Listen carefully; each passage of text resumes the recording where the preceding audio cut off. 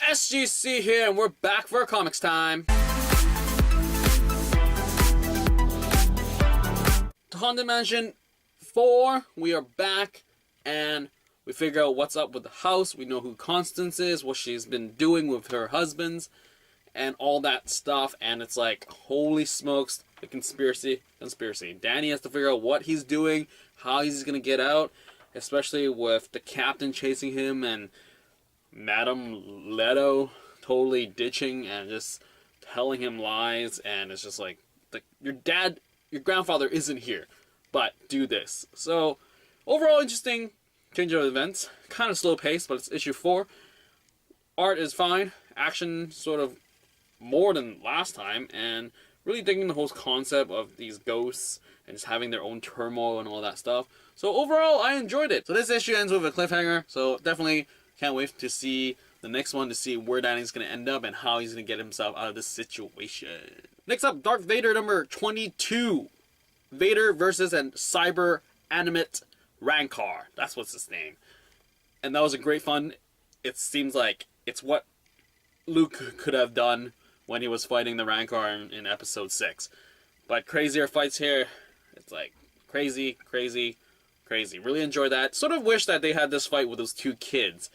This was more of a full-fledged fight, and then we get to know that weird woman with the cybernetic stuff, and it's Tulin Board Gazer, and then the ending is nuts, as Silo has some crazy things up his sleeve, and everything is so planned and thought out. What's up with the Emperor? Is he, like, sort of not knowing what's going on? Isn't he all-powerful, all-seeing, all that stuff? But who knows? But yeah, definitely cannot wait for the next issue, because it's just, holy crap, that cliffhanger. Can't wait to see how Darth Vader gets out of this.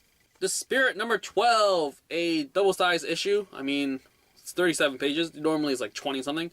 And this is it. This is the arc that ended. We figure out who this daddy guy is, and then how this Spirit get out of it. It's all-around team effort. Everyone pitches in and just figures out how to handle this baddie. And it works out, and it's great. And you can see how crazy Satchet is, and she just really delusional and all that.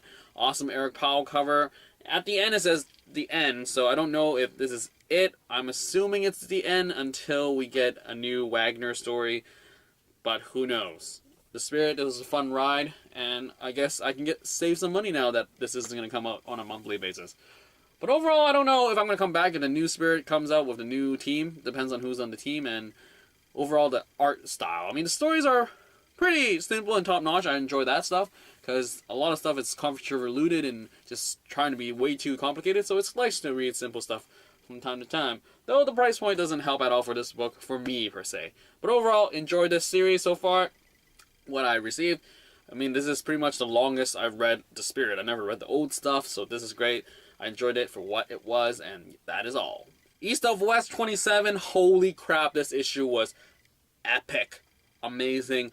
All their ideologies coming forward, and then the message, and all these characters, just this round table of craziness, the Crow, Wolf, and it's just, I enjoyed it. I mean, right now I can't think of their names, but while you're reading it, you finally understand who's the Prince, who's all that, who's Archbishop, and all that stuff, and it was just great. Really dug this issue. Cannot wait for the next one to see, like, the repercussions of what happened in this issue. The art was great.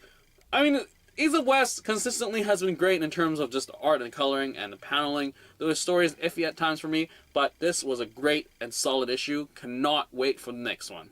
Next up, Rick and Morty number 15. Another solid issue.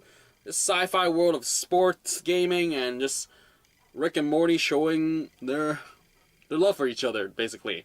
Rick obviously takes care of Morty, and then we got the dad. I forgot his name. But Jerry, everything happens because of Jerry. I mean, the scheme of things is the same all the time, but I love the visuals, the world building, the character building, just the motivations, and just crazy, out-of-the-world sort of ideas. Love it, and yes, I cannot wait for the next one. Next up, The Violet number 5. Loved it.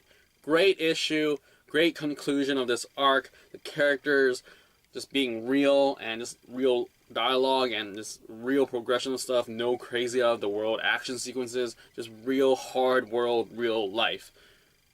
I enjoyed it, loved the art, coloring, panel, everything was spot notch, top notch. And yeah, if you don't know, Brisson, local guy, met him, awesome guy. And Progression for Violence, that the sales aren't there, so they're going to take things up to Kickstarter, and hopefully, most likely, I definitely guaranteed, hopefully, that they deserve their next arc, is that it's going to be a great arc, kickstarting it, and cannot wait to see it. October, love it. Support this, support this. When the trade comes out, please support it. Vancouver people, buy this. It's just great. It really captures the essence of living in Vancouver, and I love that. Spot that with crime and all that stuff is like, wow. Real life, back at ya. So yeah, dug it. So yes, buy the trade when it comes out, because I am seriously recommending this. Solid read. Even if you're not from Vancouver, read it, and you'll understand Vancouver a little bit better and all that. Just give you a taste of how it is to live in Vancouver at times. But overall, solid. And there you go. That is it for this week's Comics Time. I hope you like what you got, because it's your money. And as always, leave your comments, blahs down below, and I'll get back to you as soon as possible. And that is it for this week's Comics Time. Out.